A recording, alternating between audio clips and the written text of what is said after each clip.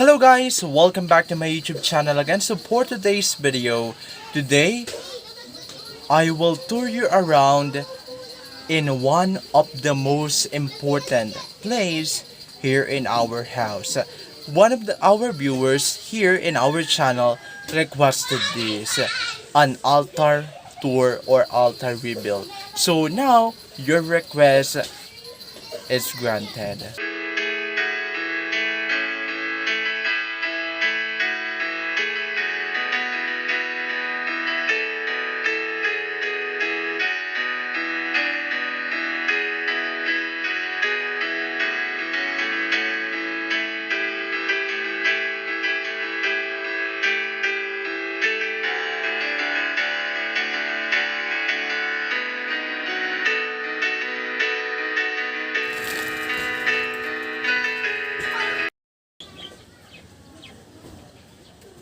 So guys, nakikita na nga tayo sa aming altar.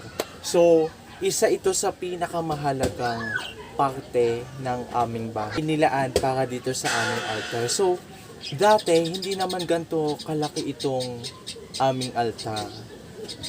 Sa pagdaan ng mga taon, ayan, unti-unti siyang lumaki. Actually guys, ang pinakaunang parte lang ng altar na ito ay ito lang. Ito lang.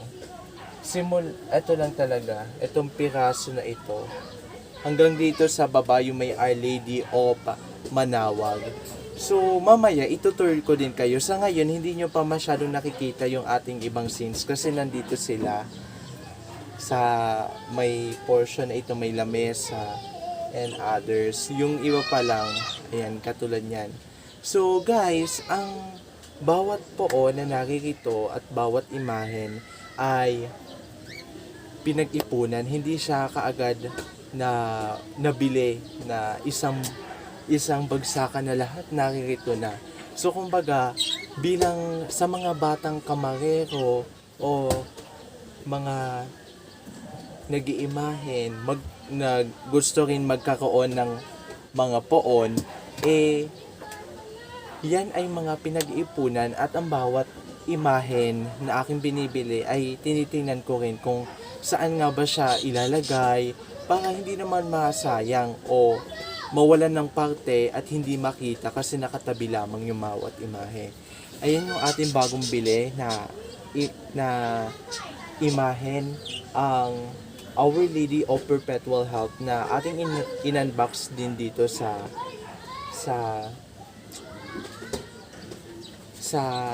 channel na ito.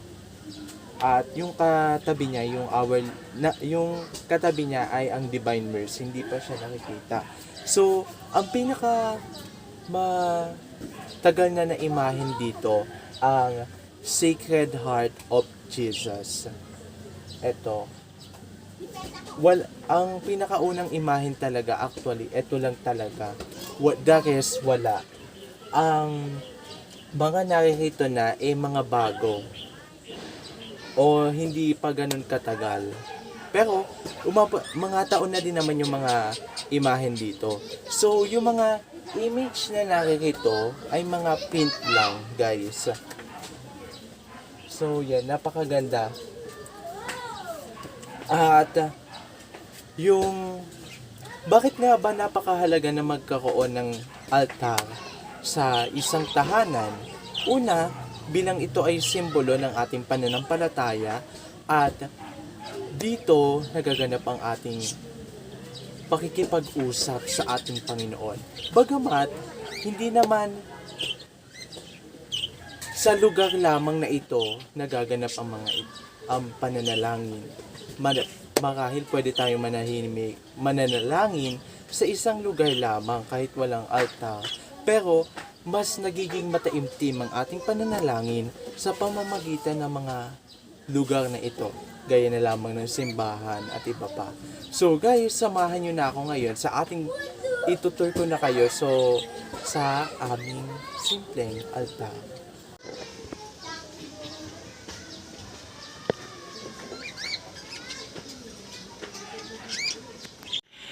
So guys, ganyan yung hitsura ng aming simpleng altar. Ayan. So, itutur ko kayo. So, guys, yung mga ibang imahe na ating na i-unbox dito sa ating channel ay wala rito kasi nasa ibang parte sila ng aming bahay. Yung Our Lady of Guadalupe, Nazareno, Seven Archangel. Yung aming Our Lady of Guadalupe ay nasa aming tindahan. Ang Seven Archangel, ang mga Arkanghel, 5 lang kasi yun, ay nasa aming sala naman.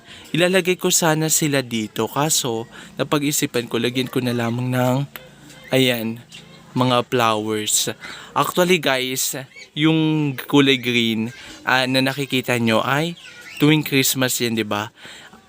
Kapag Pasko, nag-iiba din yung nakalagay dyan. Christmas light with poinsettia ng blue and white, 'di ba? Yun yung aking team dito sa aking sa altar na ito kapag Pasko. Yun yung aking gustong kulay, blue and white. So guys, ituturn ko na kayo na may kasamang kwento. So, una sa lahat, ito yung ating mga print na mga imahe. So, ito ang Our Lady of Undoerp Nuts. So, title pa lamang niya and nagkaroon na ako ng ideya na magustuhan. Kasi, as we continue to walk on our mission, on our daily life, we face every challenges. That's why I just wanted to have this on this altar, the Our Lady of Undoerp Nuts, praying for all the challenges in our life that be solved, and the intercession of Our Lady of Undoerp Nuts.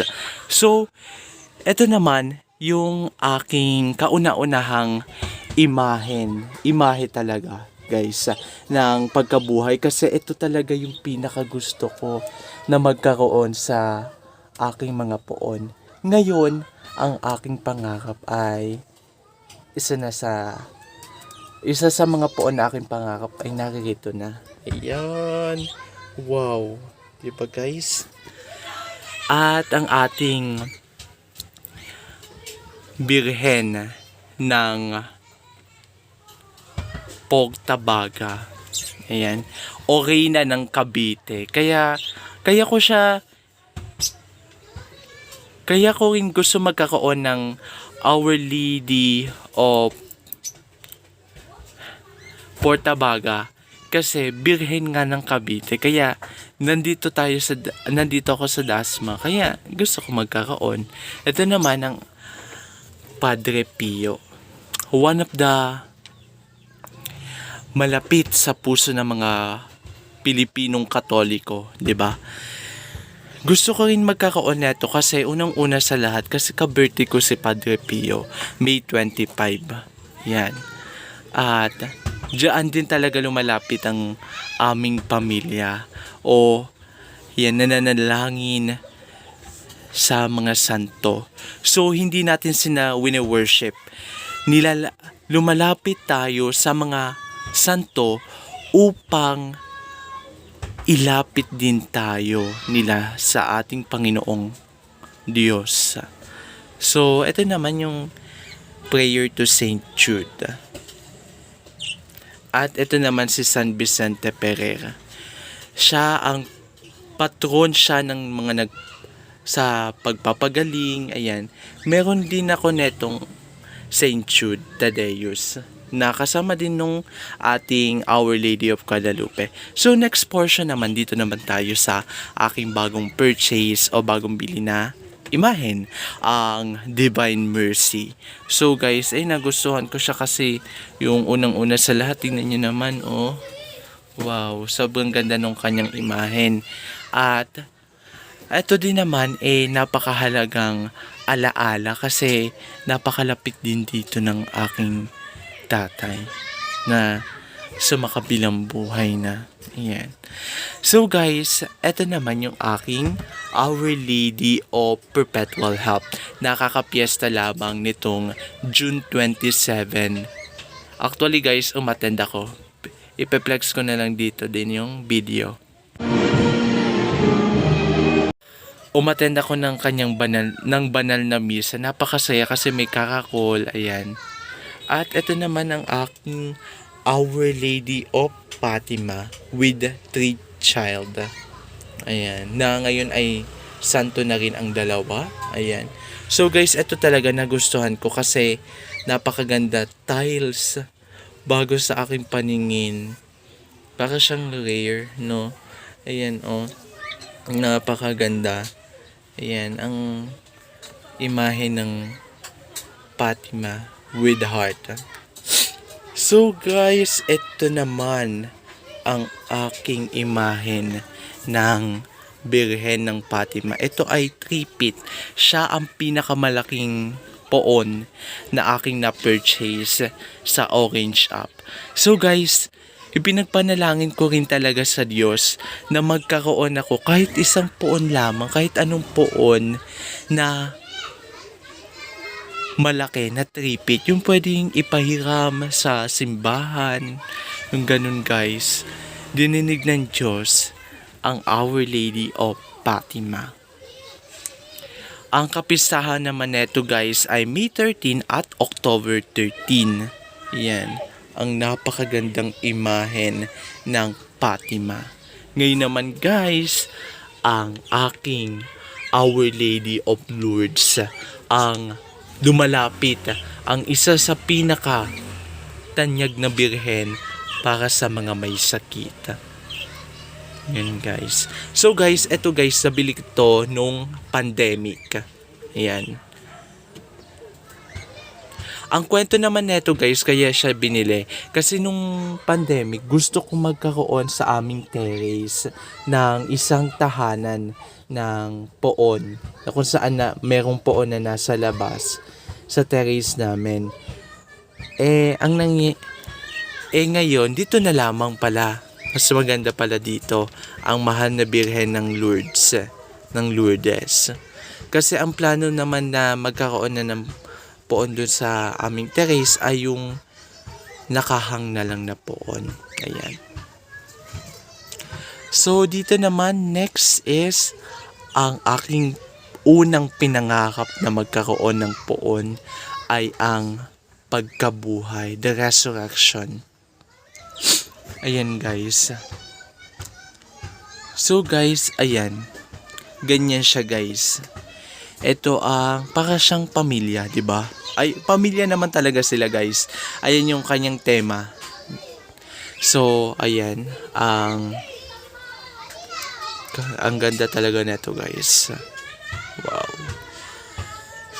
So, kaya ko siya talaga binili kasi paborito ko ang imahe na ito, ang muling pagkabuhay. Yes. So next naman si San Jose.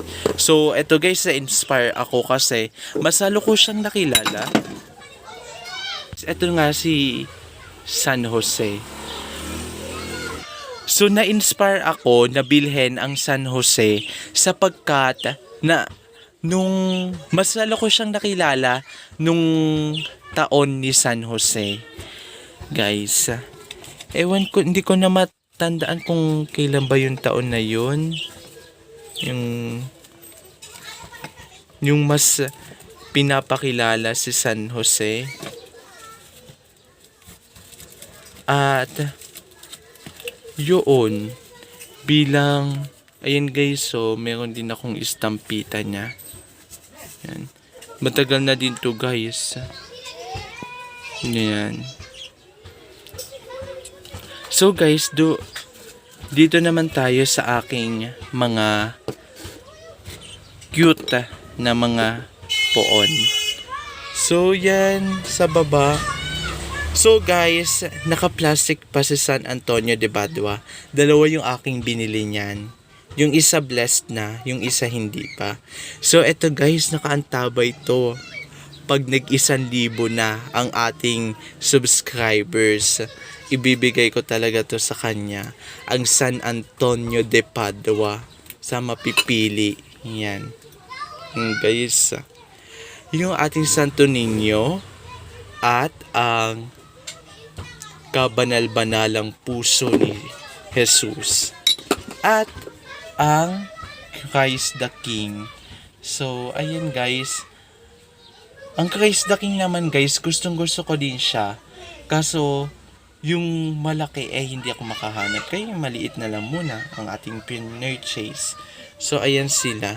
Guys, ito talaga guys. Naghihintay siya. Maibibigay talaga.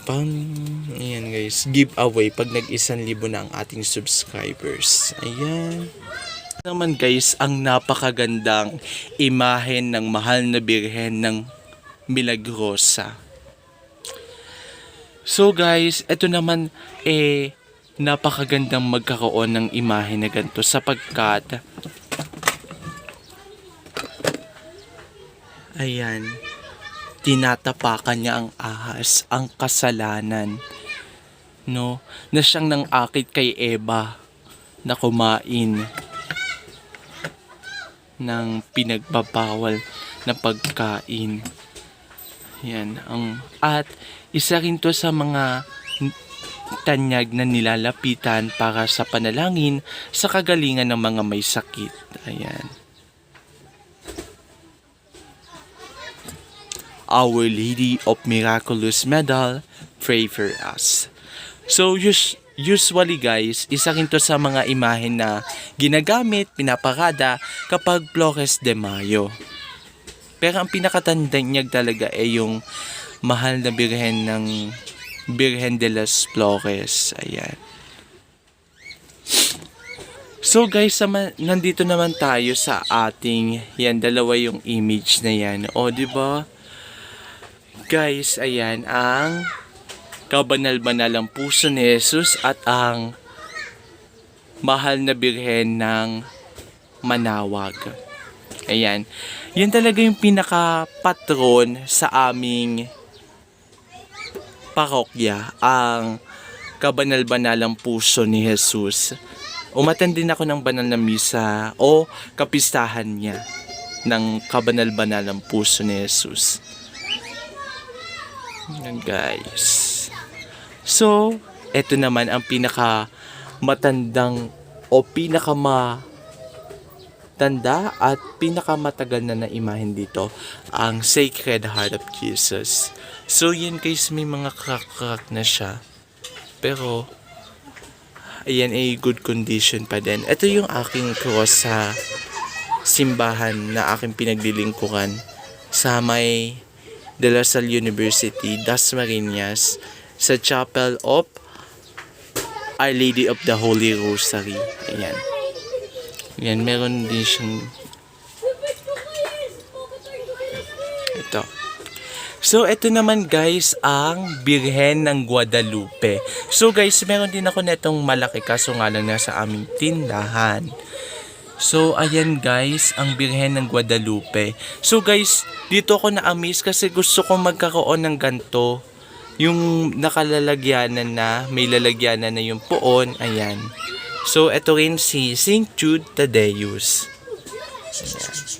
So, dito naman tayo, guys, sa aming Our Lady of Manawag. So, guys, ayan, ganyan yung kanyang hitsura. Ayan. Ang Our Lady of Manawag. Ito naman si San Antonio de Padua. Ito ay blessed na. Yung isa ay hindi pa, for ano yun, para sa giveaway. At saka ito naman ang ating mahal na birhen ng Carmelo. So ang dakilang kapistahan niyan guys ay ngayong buwan, July 16. At yan. So guys, maganda rin ang pwesto na ito. Ito ay nasa taas namin. At ito yung kanyang view. Ito yung garden ko naman. Sa mga sa unang mga subscribers o viewers ko dyan, alam nila na may naghahalaman ako. So ayan guys, ayan ang aking mga halaman. Ayan. Kaya maganda din talaga dito magnilay-nilay. So dito naman guys, ito naman yung mga image with prayers. Prayer in a difficult problem with intercession of Saint Joseph, ang aking crucifix. Yan. Yan, with sinag. Ito naman, prayer to Our Lady of Mount Carmel. At ito naman, si Santo Niño with prayer. Guys, ito naman yung aking mga sindihan ng ating kandila. Ayan, ito ay ito ay kandila rin ng Sacred Heart of Jesus. Ayan.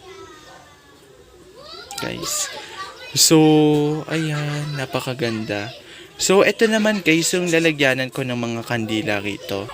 So, ayan, dito naman, yung ating Holy Bible, ayan, nakikita sila. Ayan guys, so, ito ay may bookmark pa, kasi yan ay binabasa ko guys. Ayan. Yan, sa ating mga Katoliko ay napakahalaga rin na hindi lamang nagnonobena o nagsasanto rosaryo, dapat din nagbabasa po tayo ng Biblia. At higit sa lahat, kumilos ng mabuti. Yan. So, ayan guys, ito naman yung aking mga kandila dito. Tapos, ito yung ginamit noong pagkabuhay. Yan. Tapos, ito naman yung aking iba't ibang kulay ng aking mga kandila. So, ayan guys. Ito ay ginagamit ko kapag, tulad na lamang netong violet, kapag, kapag Advent. Pati dito sa pink, kulay white kapag Easter, with glitters yan guys. Ayan, kapag red naman, ito ay ginagamit ko kapag Red Wednesday. Ito naman, ayan, kulay blue. Ito wala na palang laman. And kulay green. Wala na din palang laman. Ito. So yun lang guys. Ayan yung aking mga kandila. Ayan guys. Ayan guys yung aking mga kandila. So guys, meron din tayong ito. Ang ating misalet o sambuhay. So guys, ang meron pa lang tayo sambuhay ngayon dahil di pa tayo nakakabili. Ang sambuhay sa buwan ng Hulyo. Meron pa lang tayo ay sa Hunyo. So guys, ito yung mga ginamit natin. Yan. Guys. So guys, tinatabi ko yan. Yung ating mga misalet o sambuhay. Ayan. Muli guys, maraming salamat sa inyong pagsama sa ating altar tour, altar reveal at sa nag-request na ito. Ayan. So guys, muli nawa ang panibagong araw at linggo at buwan ng Hulyong ito ay maging matagumpay sa ating lahat. Isa mapagpalang araw at linggo sa inyong lahat. So guys, don't forget to like, share, and subscribe and to click the notification bell to notify for my next video. Paalam!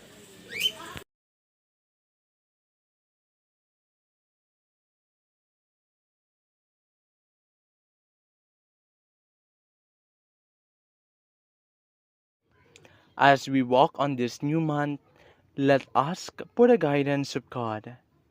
Dear Lord, we ask that you will go before us this month of July. We ask for your grace and mercy to rain down on us, and for your Spirit to renew us.